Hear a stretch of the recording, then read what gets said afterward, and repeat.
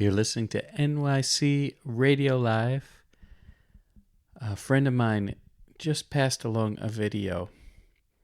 And the friend was Jay Gandhi, one of the great bansuri players of our time. He passed along a video of Stanley Jordan. And it reminded me, boy, do I have an amazing episode with Stanley Jordan. This was recorded all the way back in 2012, August of 2012. And Stanley Jordan, one of the most original guitarists on the planet, and a great mind and a lovely spirit, came to WKCR for the first time. He came back. The first time he came, and he stayed, hosted for 3 hours, played a lot of music, recorded music, and jammed. He performed live. He played with my good friend Abdoulaye Alhassane. He played actually with me and Dana Hanchard, and a great singer. Somehow I didn't capture all of that stuff. That's how life is. But I did capture Stanley's performances and Stanley's talking and Stanley playing with and Stanley jamming with Abdoulaye. It's unbelievable. And that is what I'm going to share with you. And I hope it inspires you to dig deeper into Stanley Jordan's music. He is truly, there's no one like him.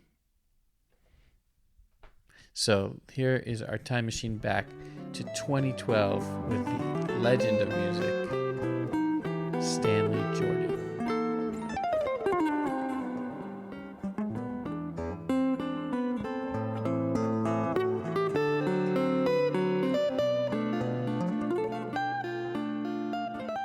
This is Stanley Jordan, and you are listening to 3 hours of The Musician Show, and we're just getting started.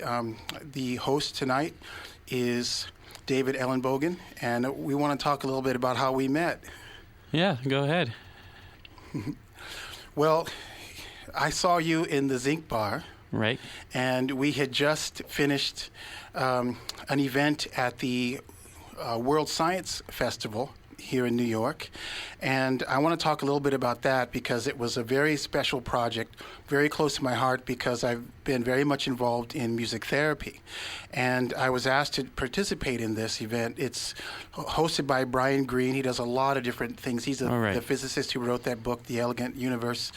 And in this event, we did a session called Reawakening the Brain Through Music. And Dr. Oliver Sacks was there, Connie Tomeno, who's world-renowned in the music therapy world, Peter Janata, who is also a neuroscientist, and it was hosted by Leslie Stahl of 60 Minutes. And we had just finished doing our event, and we went out to celebrate, and we went to the Zinc Bar, and that's where I met you. Wow. Yeah, and there's more coincidences because, well, first I'll just say that it was a great group, Sylvain Leroux in the Source, and one of the guitarists in that band is Abdoulaye Alhassane Touré, who is from Niger and Mali, and he was just friendly and said thank you to you. And then when you left, I said, that was Stanley Jordan. He said, what? Because he had been listening to your music in Niger and playing this music. He had a music school out there.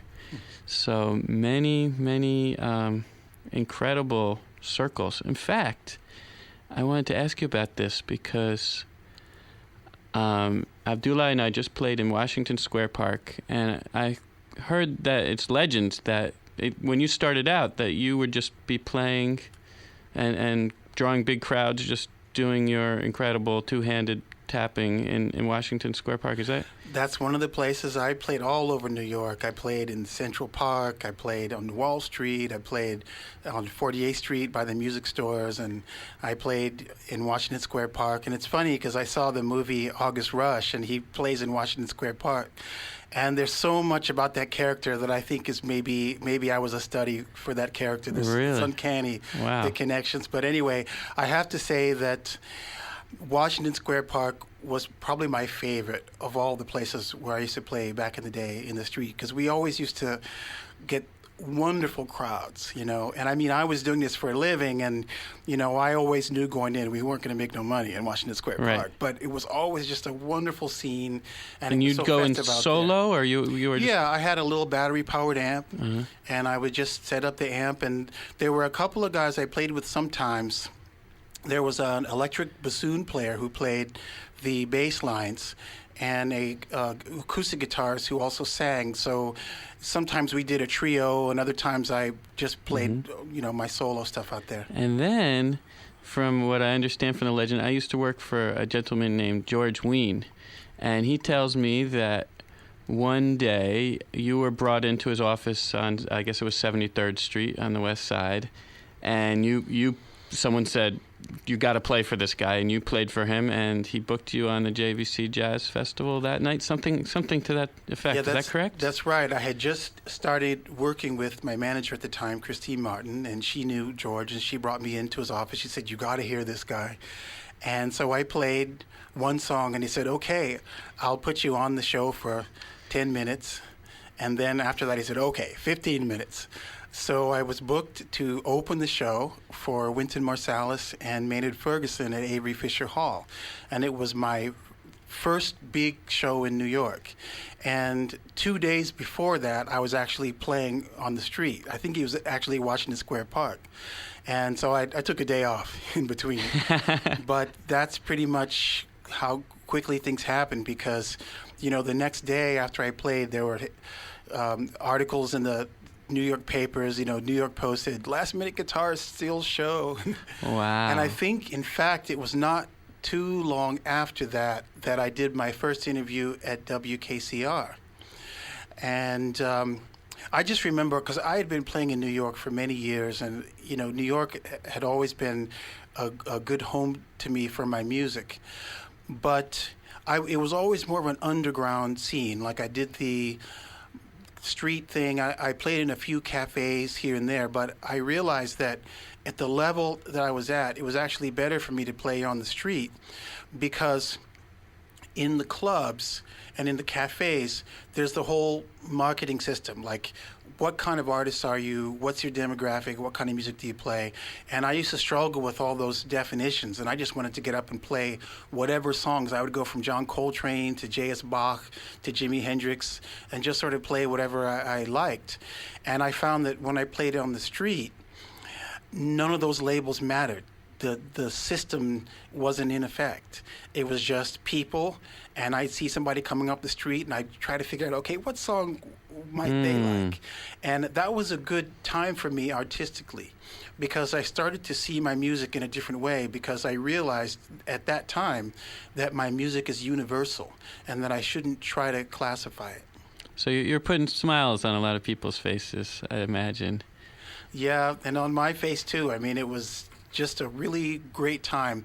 I had some run-ins, there were some difficult moments, but overall it was a great time. And I guess people would be curious. I mean, we're on radio, so maybe some people don't understand how dazzling your technique is, but you're sometimes playing 2 and sometimes even 3 parts at the same time on one instrument. And in fact, when I first heard you on a Blue Note collection, and it said that you were one guitarist, I wasn't convinced. I said, okay, maybe that part was, but then, I'm talking about your tune Jumpin' Jack. Then when the solo comes in, I was like, okay, there's no way this is one person.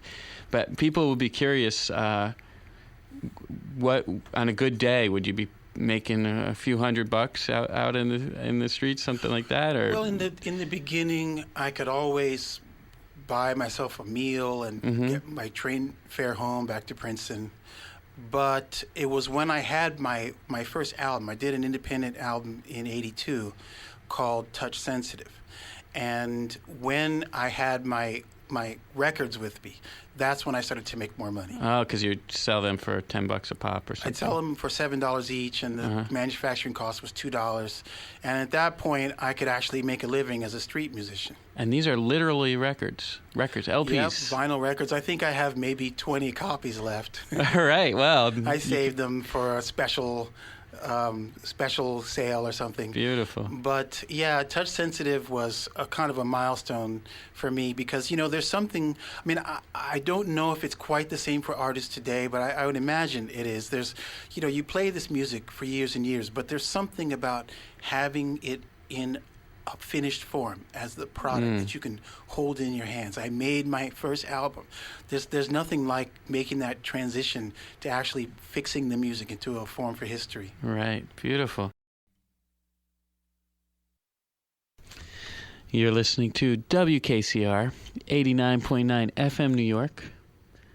It's the Musician Show, and we have Stanley Jordan here with us at WKCR. He's ready to perform live, and we do want to let you know that he is in town because he's playing the Iridium next Thursday through Sunday. That's at the Iridium. Maybe till Monday. I'll check with him on that. But and I will let you also know that there'll be several live performances with some incredible musicians. Abdoulaye Alhassane from Niger and Mali, Jacob Sunshine from WKCR, and Dana Hanchard, an incredible vocalist. So we're all very excited. And here to perform for you live is Stanley Jordan.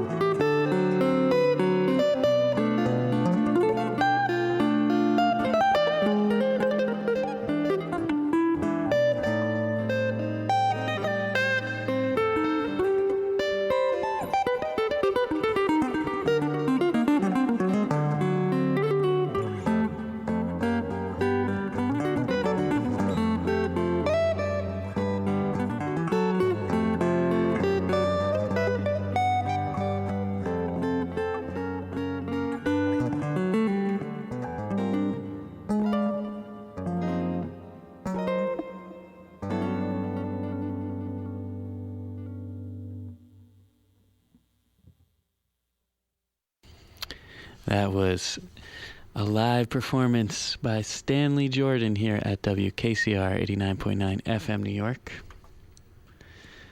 And it might be hard to believe, but that was in fact just one guitarist.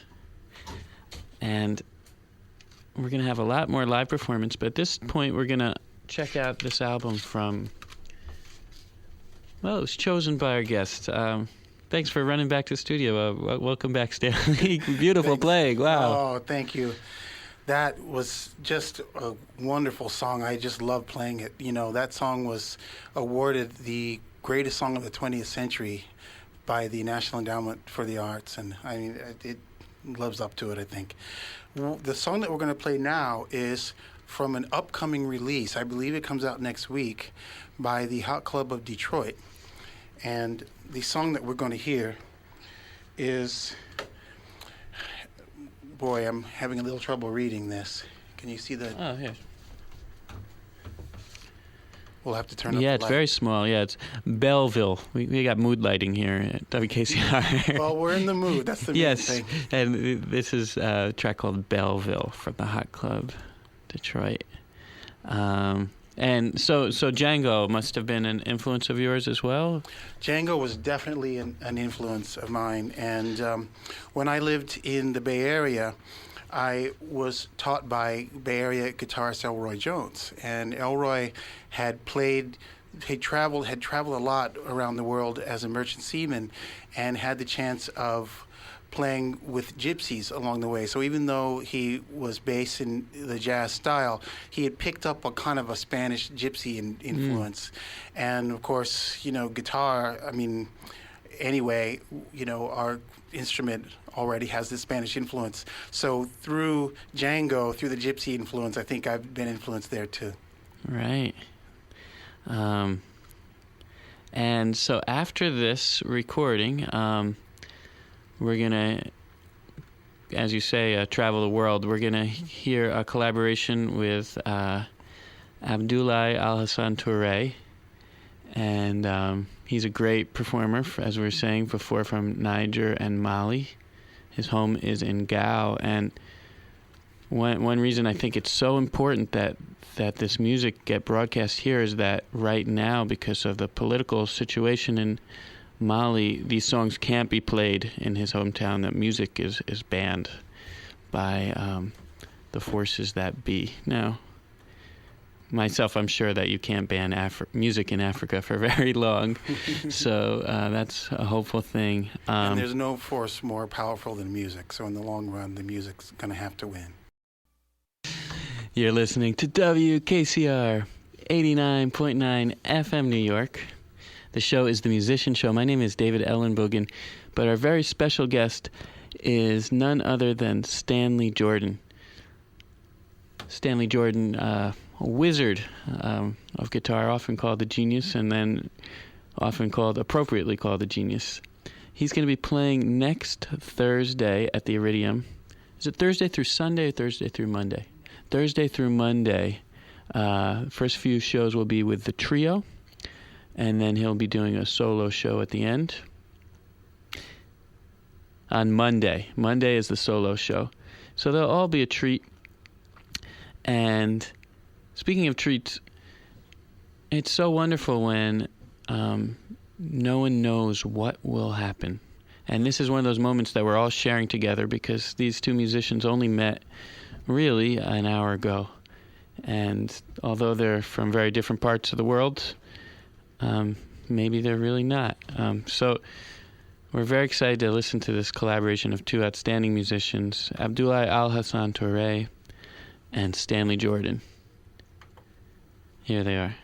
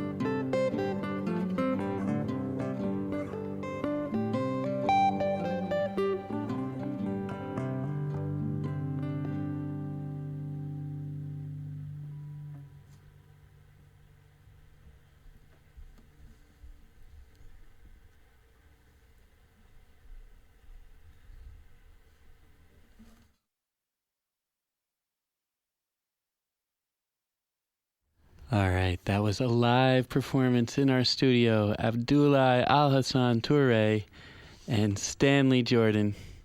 And for those of you who don't know, WKCR is New York's home of technical difficulties. And these gentlemen actually played those first minutes through some challenging delays, although the others said that you couldn't even tell. They still have smiles on their faces. Do you guys feel like playing another one? Okay. Let's have one more now with these guys actually able to hear each other and themselves. One more live performance from Abdoulaye Alhassane and Stanley Jordan. Everybody ready? All right, let's blast off.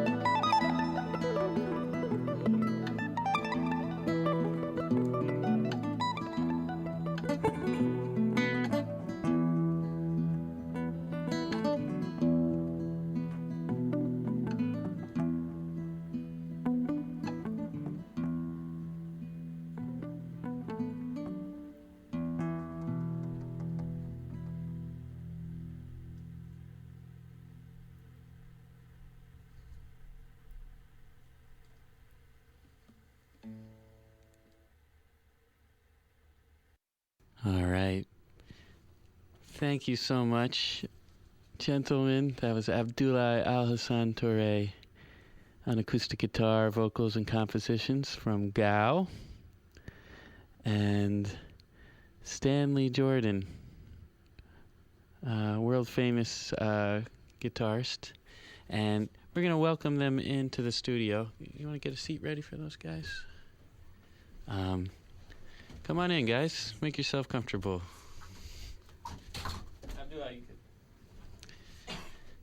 What a treat. What a great pleasure playing with you, Abdoulaye. Yeah.